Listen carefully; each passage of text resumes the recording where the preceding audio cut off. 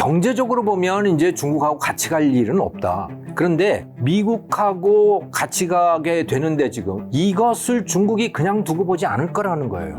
중국이 한국에게 이제 도움이 되는 존재가 아니고 중국으로부터 해를 입지 않으면 다행인 존재가 되어 있다. 오히려 미국하고 협조할 일이 더 많아진.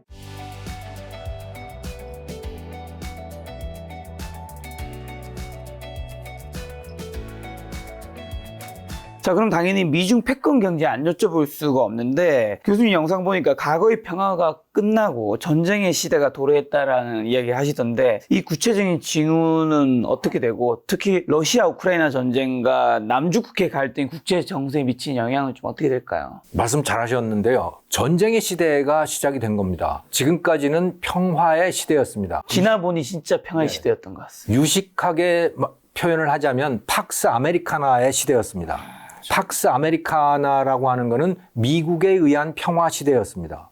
미국이 평화를 원했기 때문에 세계 최강자가 평화를 원했던 거예요. 그래서 평화였던 겁니다. 그 평화를 유지하기 위해서 미군을 세계 곳곳에다가 주둔을 시켜놨었죠.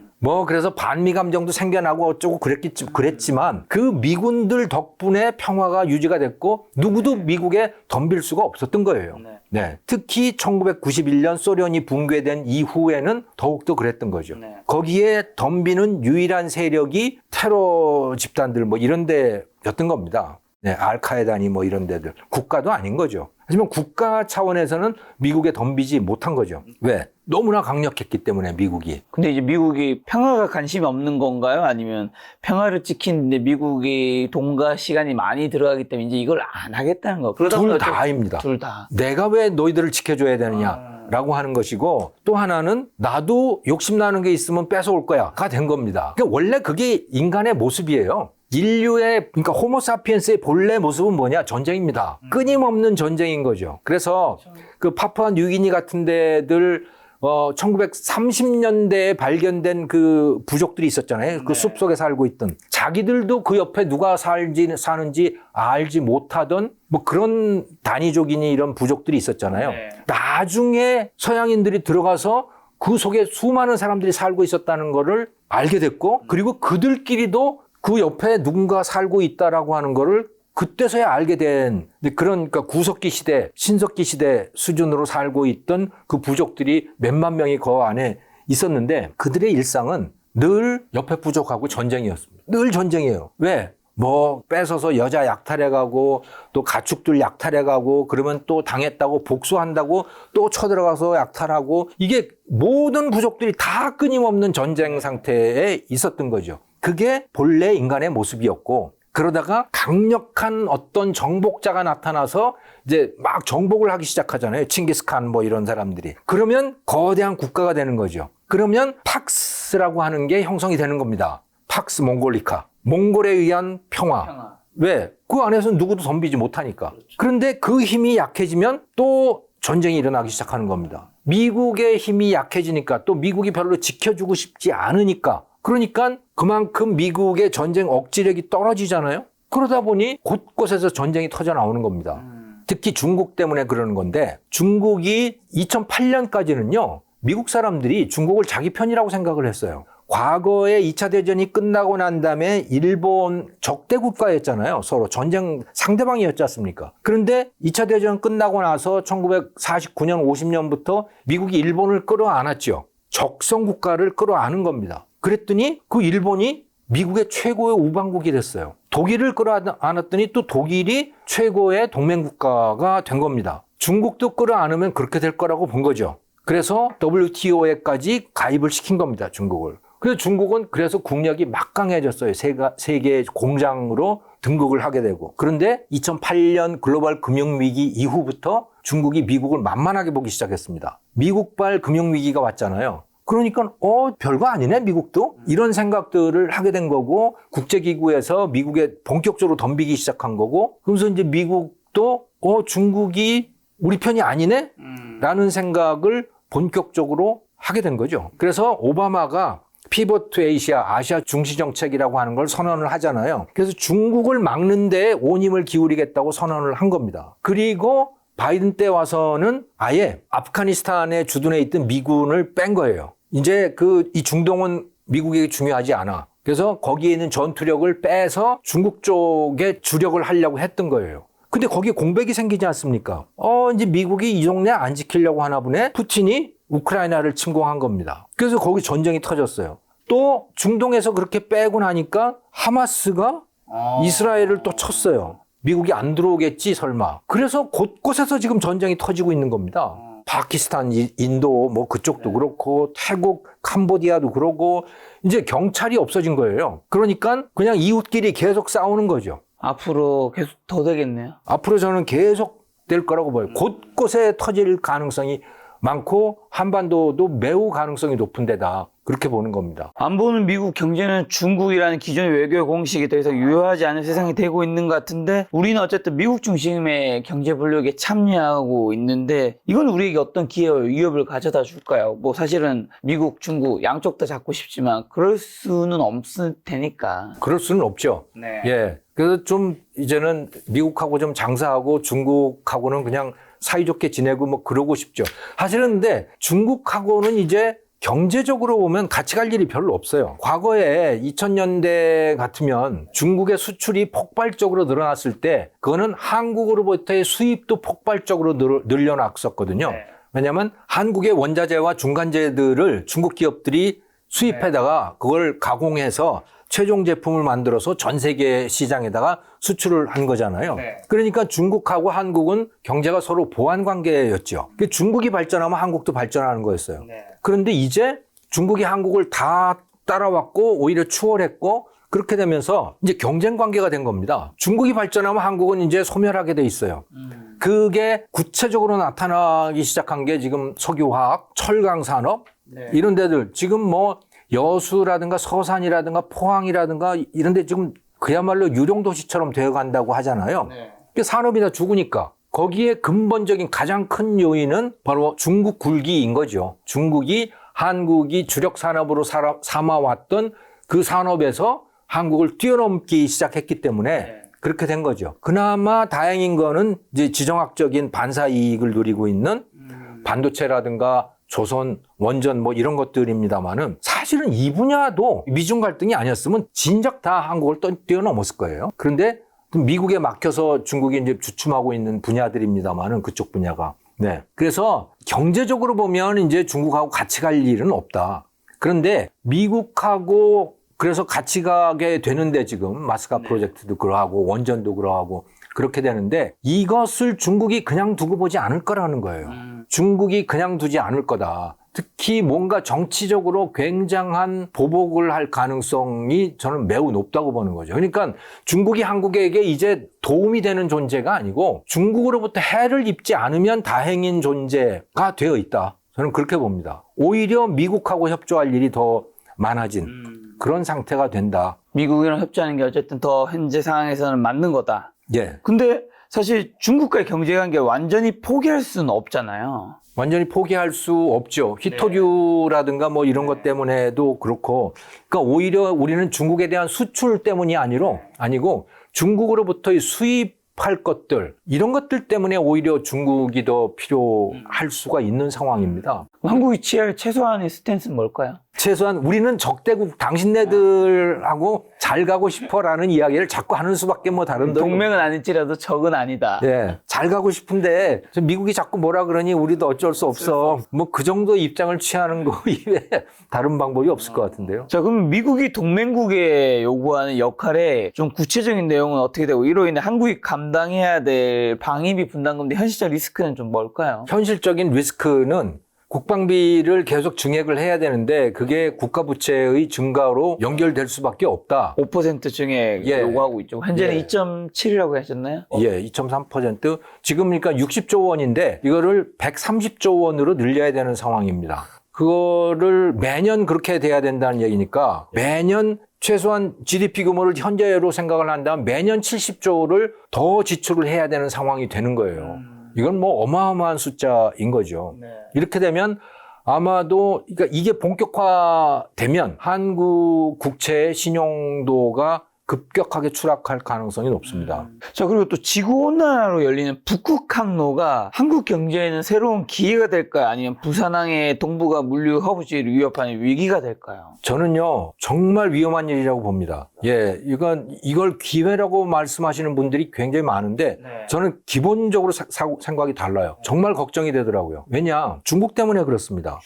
북극 항로를 제일 필요로 하는 나라가 어디일까? 물론 러시아죠. 왜냐하면 거기 북극에 있는 그 얼음 땅을 개발할 수 있으니 거기서 뭐 가스도 그렇고 석유도 그렇고 뭐가 많이 나올 거 아닙니까? 그럼 자기들 수입이 늘겠죠. 그래서 저는 러시아가 제일 좋아할 거라고 봐요. 그 다음은 중국이라고 봅니다. 왜냐하면 중국이 이제 전 세계를 상대로 해서 수출을 하잖아요. 그런데 그 길목들, 급소를 다 미국이 틀어쥐고 있습니다. 예를 들어서 가장 치명적인 데가 그 말라카 해협이라고 하는데 수에즈운하 이런 데입니다. 말라카 해협은 보면 거기 싱가포르이 있는 데잖아요. 네. 그 좁은 해협이에요. 거기를 중국 배가 통과를 해야 돼요. 언제든지 미국 해군에 의해서 잡힐 수 있는 상황인 겁니다. 정말 위험한 거죠. 수에즈운하 마찬가지예요. 거기 미 함대 항공모함 한두 척 가서 떠 있으면 중국 배 잡으려고 하면 얼마든지 잡을 수 있는 거죠. 그러니까 중국의 입장에서는 정말 불편한 상황인 겁니다.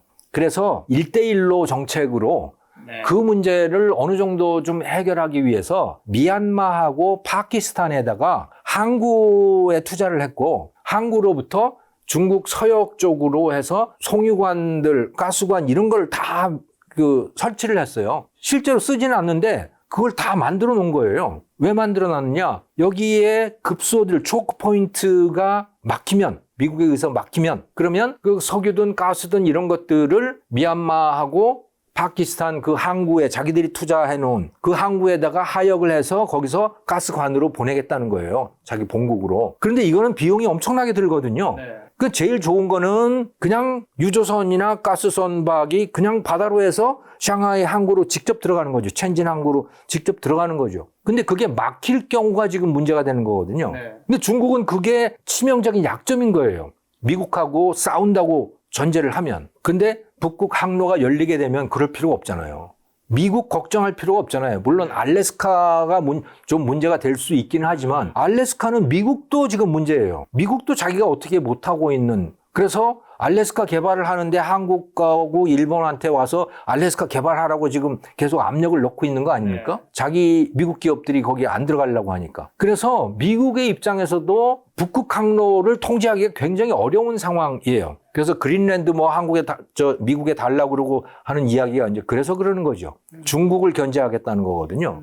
예. 그러니까 중국의 입장에서는요. 유럽으로 간다고 생각했을 때 또 중동이든 아프리카든 이런 데로 간다고 생각했을 때 두 가지 큰 이점이 있는 겁니다. 하나는 북극해를 통해서 유럽으로 가게 되면 이쪽 그 인도태평양 지역 아라비아해 여기를 통과해서 가는 것보다 항로 길이가 절반으로 줄어들어요. 거기다가 미국의 초크 포인트, 미국의 압력을 훨씬 덜 느끼게 되는 거예요. 그러니까 당연히 중국은 수출을 할 때 북극 항로를 쓰고 싶어 하는 거고, 그리고 북극에서 개발될 러시아산 가스라든가 석유를 아주 싸게 들여올 수도 있는 거고, 그런 거죠. 그러니까 중국은 스스로 자기가 준북극 국가라고 선언을 한 상태거든요. 근데 사실은 중국하고 북극은 접한 게 아무것도 없잖아요. 그런데 스스로 자기가 준북극 국가라고 선언을 했어요. 그리고 러시아에서 지금 가스전 이런 것들, 그러니까 시베리아에서 가스전 개발되고 하는데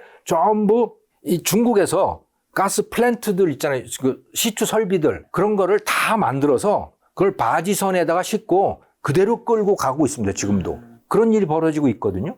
예. 자, 그래서 북극 항로를 제일 원하는 거는 러시아하고 중국이에요. 그런데 한국은 어떠냐? 한국은 사실은 별로 북극 항로를 쓸 이유가 없어요. 한국이 유럽에 대한 수출이 우리나라 전체 수출액의 13%예요. 나머지는 그럼 다 어디냐? 중국, 동남아, 미국 뭐 이런 데예요. 한국의 수출 대상 국가들은. 그러니까 굳이 북극을 갈 이유가 없는 거예요, 우리는. 그런데 우리에게 저는 위협이라고 생각이 되는 게 중국과 러시아입니다. 생각을 해보세요. 중국이 북극 항로를 쓴다고 생각하면요. 중국 배들이 어떻게 다니겠습니까? 중국 배 항로가 어떻게 되겠어요? 서해에서 출발해서 우리 남해로 해가지고 스시마 해협 거기로 해서 네. 동해로 해서 이렇게 올라가는 겁니다. 중국 배들이 한국을 완전히 둘러싸게 되는 거예요. 그러면 당연히 중국 해군 함정들도 얼마나 뻔질나게 다니겠어요. 자기네 배를 보호해야 되니까 네. 완전히 포위되는 셈이 되는 겁니다, 이게. 거기다가 중국도 그렇고 러시아도 그렇고 그 원산항을 빌려달라고 계속 북한한테, 김정은한테 요구하고 있어요. 우리 원산 함정 쓰게 해달라고. 왜? 그렇게 하면 태평양으로 나가는 게 굉장히 쉽거든요. 지금은 중국의 입장에서 태평양 나가는 게 사실은 만만치 않은 일이에요. 그건 러시아도 마찬가지고요. 그래서 원산항을 쓰게 해달라고 지금 그래서 계속 지금 요구를 하고 있는데 북한에서 거부하고 있었거든요. 그런데 요번에 보면 뭐 그 중국 전승절 행사에 세 나라가 아주 뭐 거의 친구처럼 무슨 그러고 있잖아요. 저는 원산항 쓸 수 있게 해주게 될 거라고 봐요. 머지않아서. 그렇게 되면요, 한국은 완전히 포위입니다. 저는 정말 절체절명의 위기라고 봐요, 이게. 그리고 이건 우리가 어떻게 할 수 있는 상황도 아닌 거예요. 우리가 할 수 있는 거는 그렇게 됐을 때 어떻게 우리 스스로를 보호할 수 있겠는가. 그걸 생각해 봐야 되죠. 북구 항로의 그런 군사적 긴장 고조 같은 지정학적 리스크가 어떻게 관리해야 되는 거죠? 그럼 미국과 더 친하게 지내야 되는 건가요? 그 얘기를 아무도 하지 않고 있고 오히려 이걸 기회라고 말씀하시는 분들이 많고 그래서 저는 오히려 답답하더라고요. 기회보다 위험이 너무 크다. 정말 큰 위험인데 완전히 중국과 러시아에 둘러싸여서 완전히 포위당할 수 있는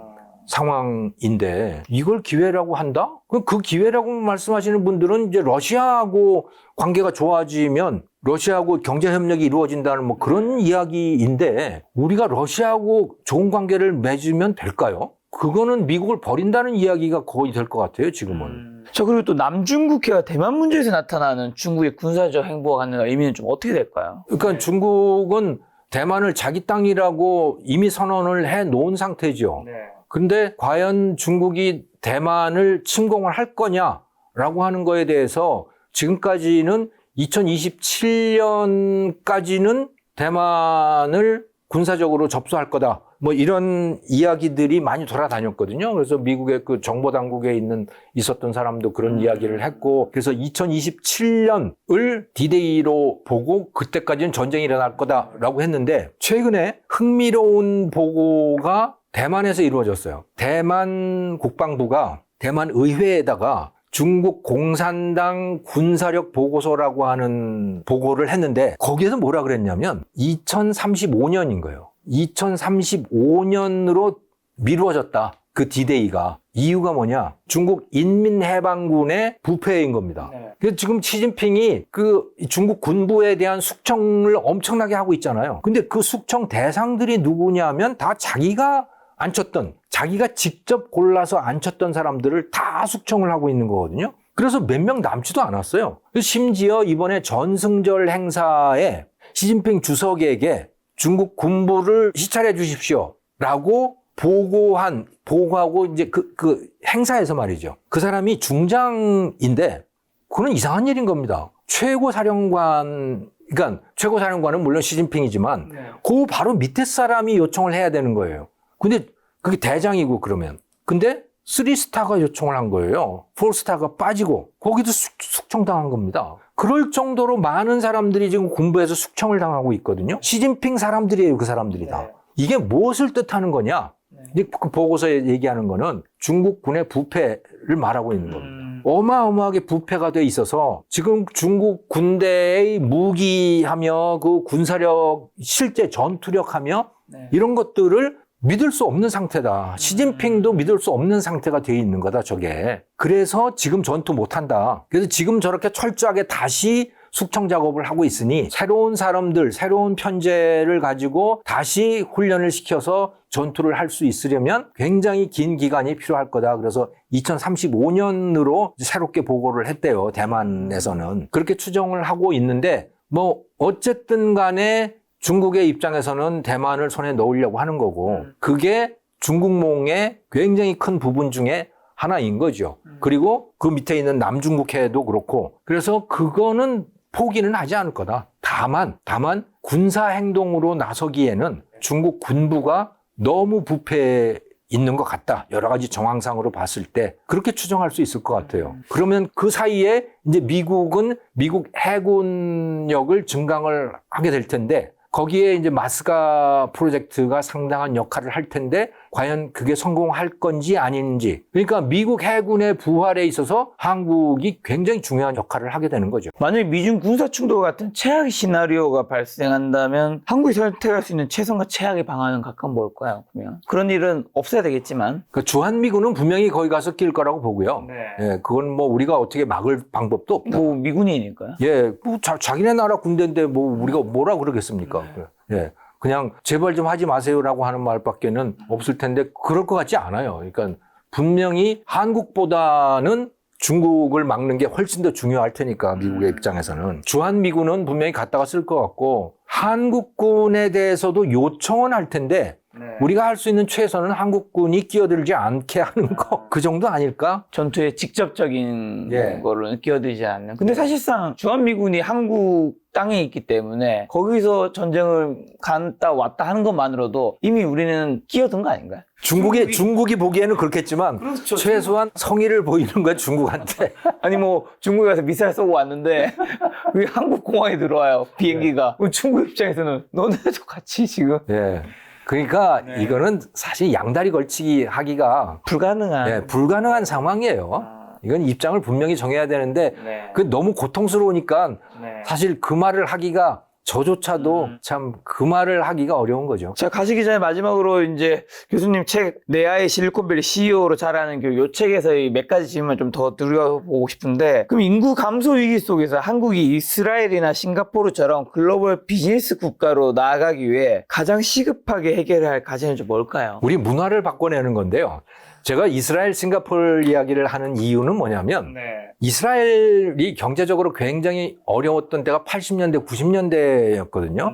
그래서 이스라엘의 많은 사람들이 미국의 실리콘밸리로 진출을 해요. 지금 우리나라 AI 인재들이 실리콘밸리로 가고 있듯이 실리콘밸리로 이스라엘 사람들이 많이 진출을 합니다. 그리고 그 사람들이 실리콘밸리가 저렇게 성장하는데 상당히 큰 역할을 하죠. 그리고 나서 뭘 하느냐? 그 사람들이 다시 이스라엘로 와서 이스라엘을 스타트업 네이션으로 만들어내는데 성공을 하는 겁니다. 자, 그러면 80년대, 90년대 이스라엘 인재들의 미국 유출, 그거는 이스라엘에게 기회였는가 아니면 재앙이었는가라고 하는 거예요. 어떻게 보면 재앙이잖아요. 인재들이 다 빠져나가니까. 투자도 빠져나가고.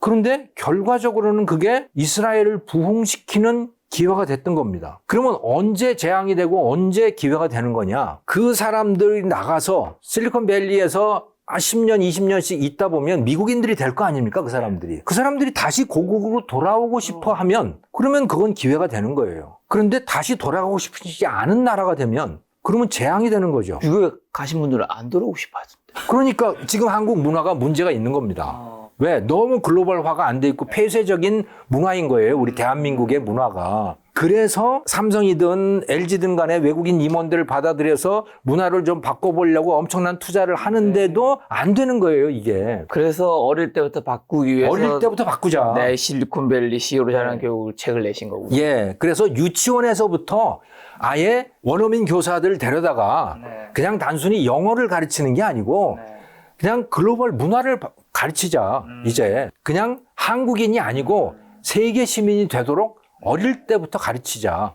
그리고 아이들 데리고 외국에 나갔을 때 부모가 모든 걸 다 알아서 해주지 말고 이제 아이들한테 여행 계획 짜라 그러고 하고 요즘은 AI도 좋기 때문에 애들이 얼마든지 할 수 있습니다. 예, 그러니까 식당도 네가 알아서 골라보라고 하고 그렇게 여행 계획도 다 짜라고 하면 사소한 거에서부터. 예, 그러면 그게 바로 최고의 인재 교육이 되는 거죠. 자, 마지막 그리고 AI 기술이 가져올 사회적 양극화가 점차 심화되는 것 같은데 소수의 AI 전문가와 다수의 비숙련 노동자 사이의 격차 문제를 한국 사회는 어떻게 좀 대비해야 될까요? 그거는 스스로 할 수밖에 없다고 봐요. 그거는 아무도 해줄 수 없다, 이거는.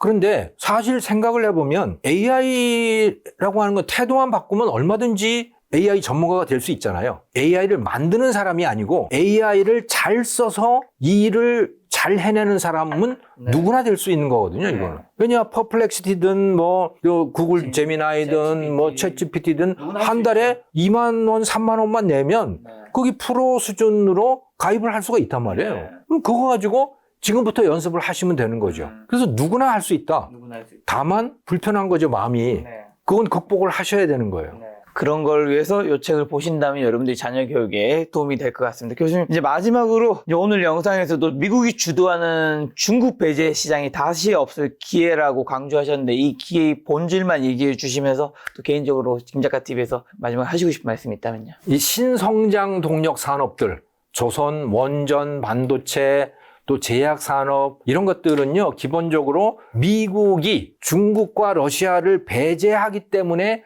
생겨나는 새로운 시장들인 겁니다. 네. 그 전까지는 중국과의 경쟁 때문에 한국 기업들이 길을 못 폈는데 이제 중국 기업들이 배제가 되고 나니까 한국 기업이 길을 펼 수 있는, 한국의 인재들이 길을 펼 수 있는 새로운 시장이 형성이 되고 있어요. 그런데 이거는 특징이 두 가지다. 첫째는 이거는 우리가 중국 편이 아니라고 하는 전제가 깔려 있는 거다라고 하는 거예요. 그래서 그 전제를 우리가 스스로 충족을 해야만 된다. 그래야만 미국이든 유럽의 나토 국가들이든 간에 한국 물건 또 한국의 기업들에게 주문을 하게 된다라고 하는 것이죠. 또 다른 하나는 이게 박정희 때 또 반도체 같으면 전두환 때에 시작한 산업들이다, 이게. 그래서 첨단 산업이 아니다. 우리가 갖고 있는 기술들이 그 가성비 때문에 한국의 경쟁력이 있는 것이지 기술의 어떤 독창성이라든가 이런 게 아니라는 거예요. 그거는 이미 중국이 그래서 다 따라왔었다. 그런데 중국이 배제되기 때문에 우리가 반사 이익을 누리기 시작했다. 그렇다는 얘기는 무슨 얘기냐? 베트남이든 멕시코든 폴란드든 이 나라들이 매우 빠른 시간 안에 우리를 따라잡을 수 있다는 겁니다. 이 산업들은 다 그런 산업들인 거예요. 그래서 시간이 많이 남지 않았다. 그 사이에 우리가 신산업을 만들어내야 된다. 네.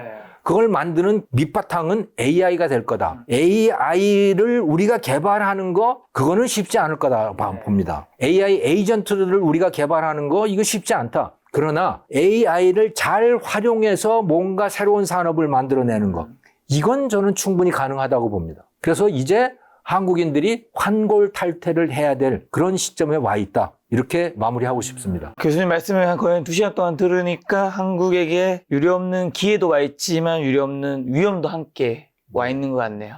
다음번에 또 교수님 모시고 좋은 이야기 들어보는 시간 가져보도록 하겠습니다. 오늘 만난 교수님은 김정 교수님이었습니다. 지금까지 여러분 소중한 시간 함께 해주셔서 정말 감사합니다. 오늘도 김 작가였습니다. 고생 많으셨습니다. 네, 감사합니다.